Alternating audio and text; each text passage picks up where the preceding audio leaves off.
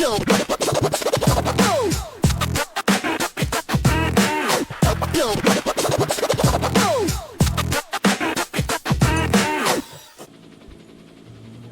right. This is the Queen stage of Zwift Games 2025, and an absolute terror on everyone that I've seen ride the stage. We're going in and through a lot. Lots of hills, lots of climbing. Ultimately, we culminate on going up the Maya Itza combo, and then after the Maya Itza, we go up the grade, down the epic, and then across the bypass and back up the epic. So roller coaster ride, roller coaster. It is going to be a tough stage.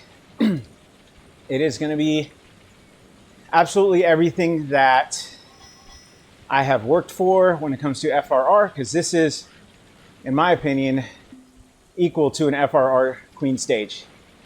We got lots of climbing, lots of distance, hour and a half plus riding. So it is going to be what I would say in my wheelhouse, because it's not my first time on this type of rodeo, but this time competition is a lot stiffer. A lot of tough riders in this group. A couple names are recognized, a couple I don't. Obviously riding with JD, got Ethan Keys in here too. And so this is going to be a great race, a great start. We'll see how it ends. So I'm going to sign off for now. Ooh, that's a nice canyon. I like that. With little sparkles. Sparkle, sparkle, sparkle. Yeah. Sign off for now, and then I will catch back up with you guys after the race is over. Yo, if I'm going out hard, I'm the only one going out hard. That's how scared everybody is.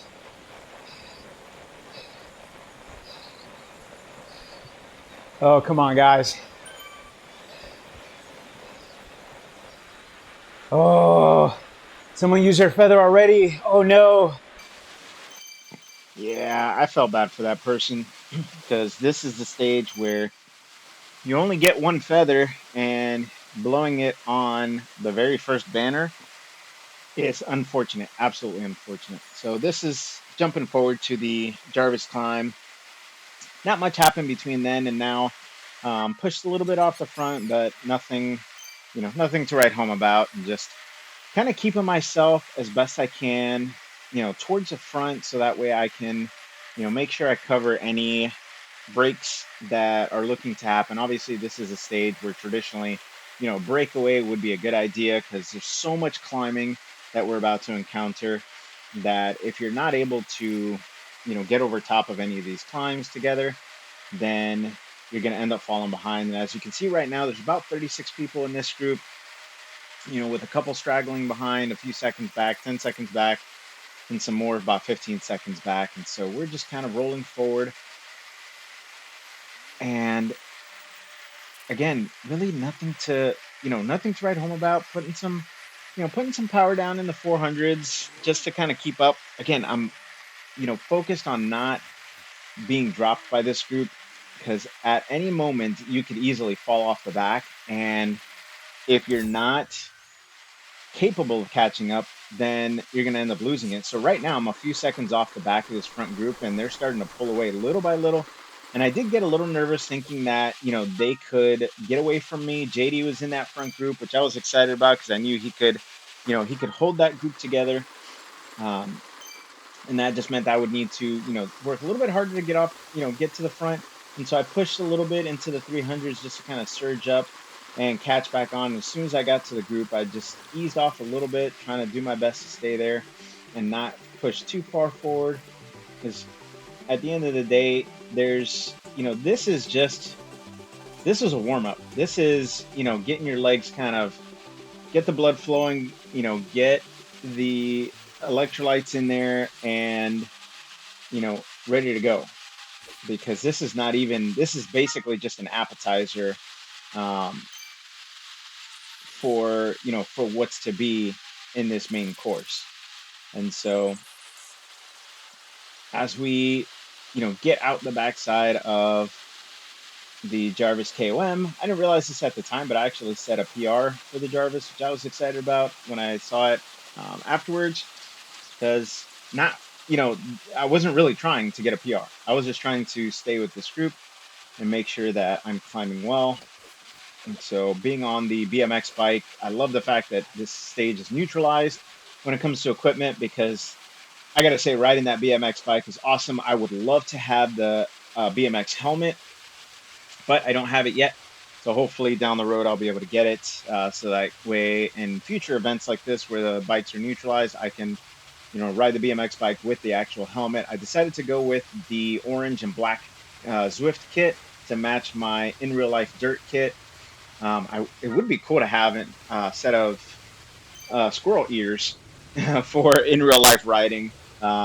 Maybe a hat. Something I found that recently is the hats work pretty well. So this person commented 20 in this front group, and boy oh boy did that trigger me. So you see, I grabbed my phone because I was like, you know what? I was like, I don't know if that's a good thing or a bad thing that the person mentioned that, but I immediately, grabbed my phone and responded and letting them know.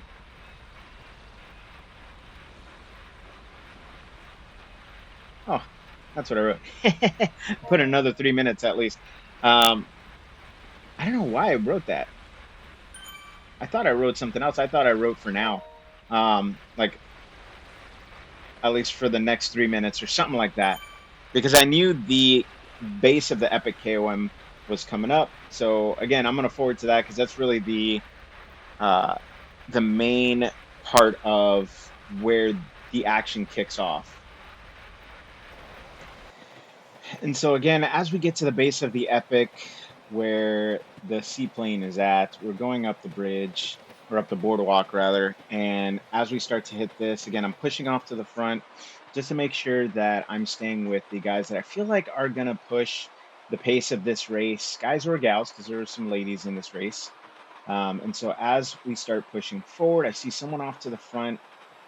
I ramp up, and I'm really just looking to find a gear that I could work in, because I didn't want to, I wasn't planning on trying to, create a break at this point. I saw JD up the road, which I knew that, if I can pace off of him, then, we can hold a strong pace together and just kind of keep the momentum going. And so I found myself in the mid 300s here and just really feeling good, spinning my legs out, right, hovering in the 90 RPM range and just feeling good. A little bit soft spot there with the watts on that, low percentage, and then right back up. And again, just do my best to pace this in the mid 300s. I was looking at, so I have in sauce, I have a bar at the top that you can't see on the screen here, but it shows me my 5 minute power. So I was glancing up to that every now and then because I do want to improve my 5 minute power, but at the same time, I'm, at this point in the stage thinking I can push on the power a little bit. I was feeling really, really good, really, really good. Now, one thing I do want to caveat, 'cause I meant to mention it earlier, but I'll put it in the thumbnail as well, is that these last two races, and actually the last probably handful of races I've done, I've only really had somewhere in the vicinity of about 5 grams of carbs total in these races. And again, I feel like these last handful of races have been my absolute best races ever. I've, in terms of power, in terms of consistency, holding my power longer, my 5 and 20 minute power, I feel like are, up towards my best performances ever, but also more consistent than ever. And so as we hit the turn off for the jungle climb, I start to push a little bit hard here, a little bit forward, because I kind of want to see, again, I'm feeling really, really good. So I was like, you know what? Let me put down some watts. Let me see who's willing to kind of, push up. Because again, I'm looking at who are the people that are off the front, who are the people that are willing to work, but also if there's people that are going to chase but can't really hold it for the long haul, then all this is going to do is going to continue to break up that group. As you can see right now, we only have 13 people in this group, dropping from from 20 down to 13, 12 people.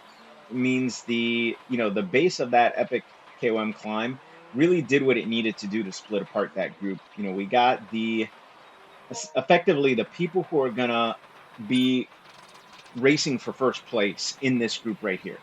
In the 12, 13 of us that are racing. So as we hit this slope, we just kind of cruise downhill. And again, I'm gonna fast forward to the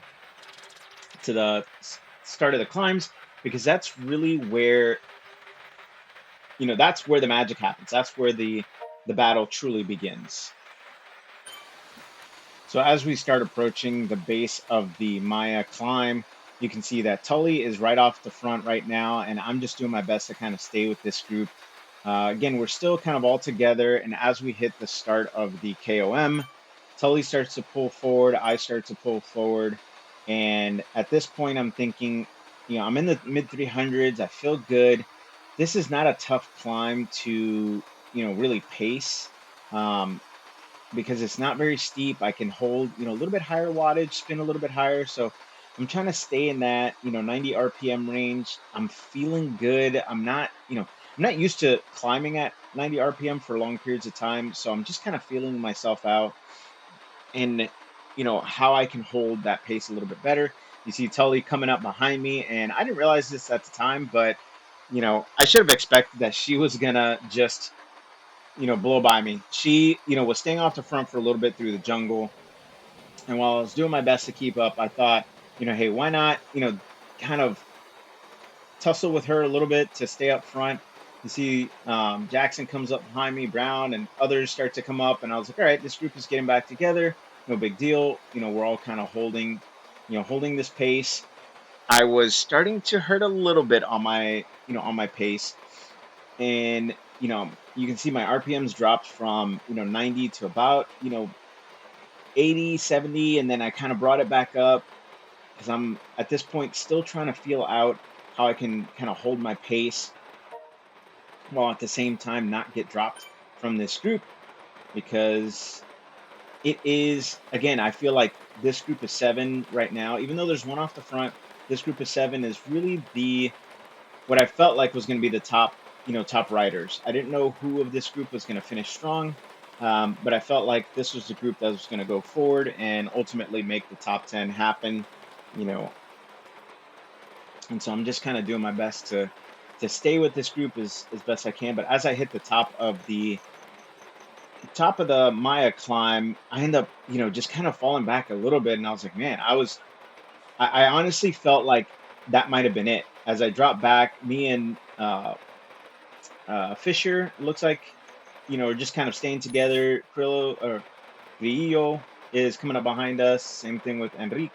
And so, I kind of do my best to just stay behind them on their wheel, because as the other group starts to pull forward, at this point, I'm thinking, all right, well, looks like, I might have to fight for top 10. And hopefully stay with these guys. If not, the group behind me is, about 20 seconds, 15 seconds behind. So, if worst comes to worst, then I'll just latch onto them and do my best to push hard. But at this point, I'm kind of struggling. They're kind of getting away from me. And while I don't want to completely, drop their wheel, I want to finish strong. And so as we hit the base of the Itza climb, I start to push up again into the mid to upper 200s. I felt like that was going to be where my best climbing was going to happen, is staying around the 300 range plus or minus, because that's where spinning my legs felt the best in terms of my power. At one point I was in the 53 32, and then again 53, like bouncing between 53.28 to 53.32, and I felt good. I felt like it was the right gearing to be in. I didn't want to get into the 39 tooth ring until we hit the grade, because I've had in the past experiences where I'll shift and the chain will drop, and I did not want to drop my chain this time around. And so I just stayed in the 53, pushed through these turns, and I see the names at the bottom starting to get bigger and bigger, and I'm starting to concede to the idea that, hey, they're just going to catch me. Why would I fight it? They're just going to catch up. I'm not going to be able to catch the guys in front of me. No big deal. Whatever this size of this group is will ultimately be where we finish. And so as they start to get closer and closer, I'm kind of doing my best to just kind of keep my momentum forward, but not, I'm not trying to throw down a lot of big watts. We still have, just under 17 kilometers left and lots of climbing. Roughly about 600 meters or so of elevation gain in terms of climbing. So the hardest parts of the stage are still yet to come. So I don't want to waste watts on these easier climbs in comparison to the rest of the stage. And honestly, this stage was giving me a little bit of nightmares from my first ZRL race, where it was the Glyph Heights, where we come up the my Itza combo and then go up the grade, because that's where I just completely had to kind of bail on myself. As you can see, Vasquez starts to catch up to me and some others.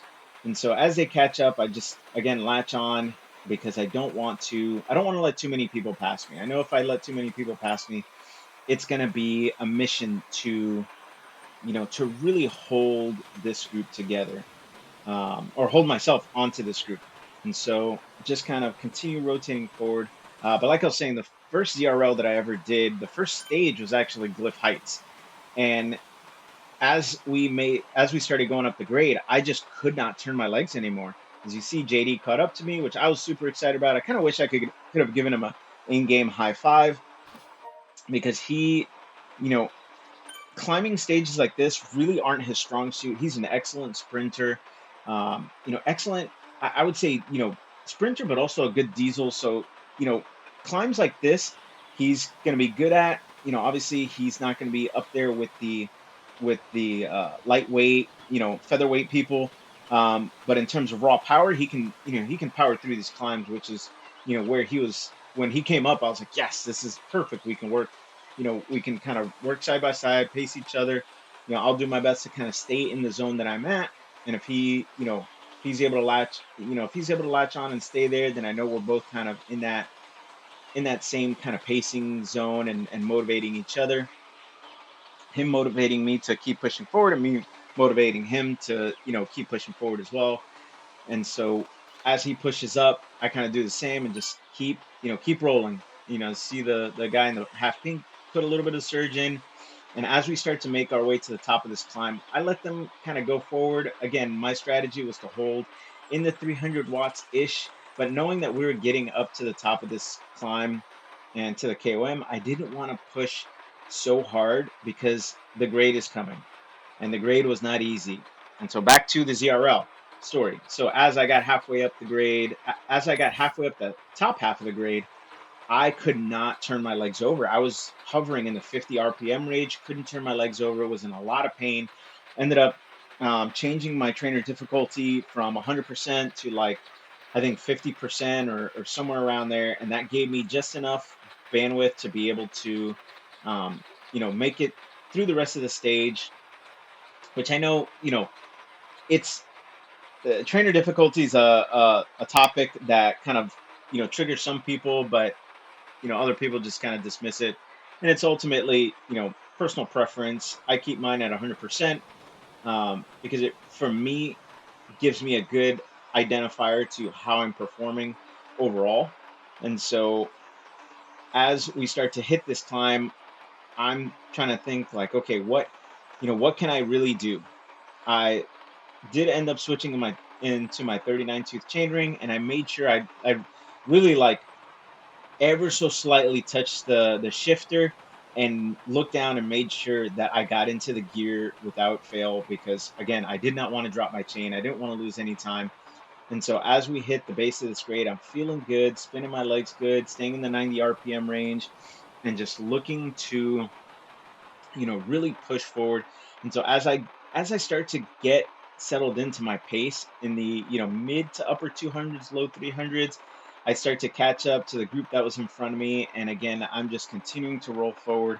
So I'm going to throw on some music, because it really, the rest of this is just me against me, me doing my best to get up to the top of the climb, and trying not to really gas out, because especially as I get towards the very last turn, I was hurting. I was doing my best to get out of the saddle and then back into the saddle just to kind of compensate, but I was hurting. And so you'll see I'll pass a couple more people on the way up, but like I said, I'll just kind of throw on some music, speed up the video a little bit until we get to the base of the epic climb.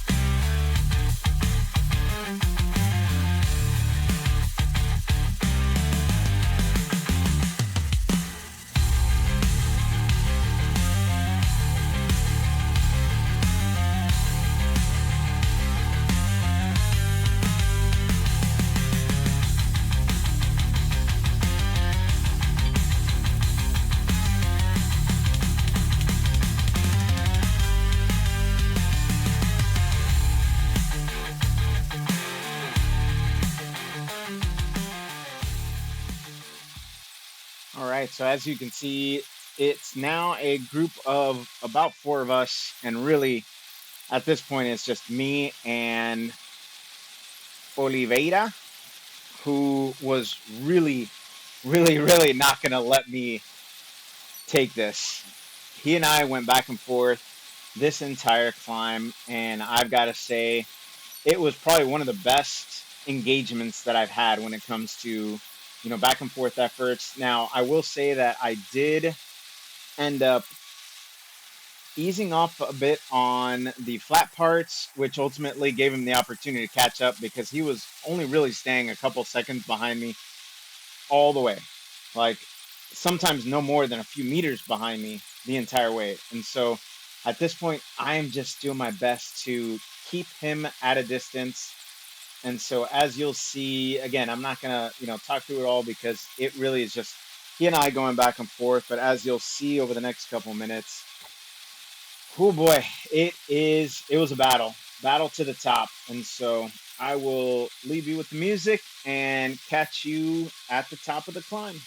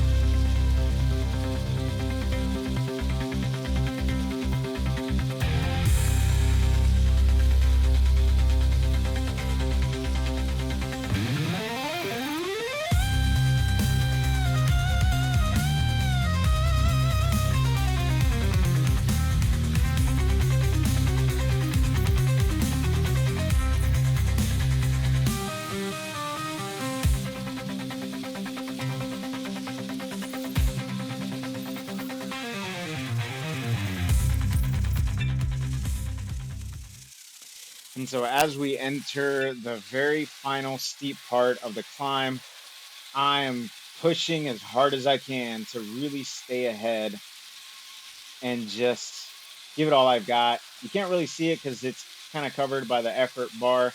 You can see my effort staying in the yellow and orange, but right now he is about 2 seconds back and, about 10, 15 meters or so. And I'm watching that as best I can through all that to make sure that I am, gonna keep that distance growing. And I see he's about 4 seconds back or so. And as we start to hit this turn, I'm just continuing to press on because, again, I see the gap growing. I see he's about 7 seconds, but this flat part, I don't want to ease off. And as I hit this climb and see that he's about 8 seconds back, 7, 8 seconds, still kind of, not far enough for my liking. I just keep it going and keep pushing hard. And so as I start this climb, I start to see the number go up and realize that he is done. He's cracked. I'm at 8 seconds right now, 9 seconds, and the gap is starting to grow and push further and further ahead. And so I just wanted to keep that going until I got to the end of the line. And that's exactly what happened. And so right now, still hovering about 11 seconds and just, again, pushing to make sure I keep the gap growing and wanting to not ease up. I am at this point at my max. I launch my featherweight as I get into this 11% part of the climb, which I was happy to have held on to it this long because I really thought I was going to use it earlier. But because I held on to it this long, I was able to get over that 11%, which really was the hardest part of this because at this point I am cooked. Even though my heart rate's in the 170s, this is every ounce of energy I have left in me, just going on to, into the pedals on the floor, and just could not push any harder. I went up a few gears because I knew that if I didn't give it all on this last little bit, I was going to drop. My legs were on fire, absolutely on fire. So with 500 meters to go, I just give it my best effort. And as you can see, that really only amounts to, just over 300 watts. As I get to the, start of the decline or start of the, where it starts to flatten out. And once it starts to flatten out, I knew that, with almost 30 seconds now gap, I knew he wasn't going to catch up. So I just did my best to give it a good push to the end because I wanted to get a good time on the stage at the end of the day. I didn't want to just ease off and then potentially let him catch up because I'm soft pedaling. So I just give it a good push, last little bit of effort into the end of the stage there. And that was it. That's it. We're done. I finished in 8th place. I was absolutely excited to get such a great standing. I ended up, jumping on the phone, checking to see where JD is at. And JD, came in not that far behind me. I think like a minute or two behind me. And so absolutely great effort on our parts. And then, Keys came in, Ethan came in not too far behind JD in 20th place. And so I feel like, as a collective, we did awesome. Great efforts all around, great battle in my case, and I know JD as well. Great battles for positioning. I'm sure Ethan had similar situation, especially coming in top 20. That is such a spectacular effort for this level of stage. And so with that, I will sign out because that's it for Zwift Games. If I can get into stage 2 somehow, that would be great. I'm going to keep an eye on that in case I can retake stage 2. But if not, then this is the end of my Zwift Games journey. And I feel like it was the strongest finish I could have possibly had. So thanks for watching. Thanks for hanging out. And I will catch you guys in the next race. Guys, Miguel, from that thing you just watched, if you know where that reference is from, please leave it down in the comments below. One of my favorite channels. If you enjoyed this video, please hit the subscribe button, watch videos, playlists, whichever pop up. But thank you so much for joining me on this journey, and I hope to see you next time.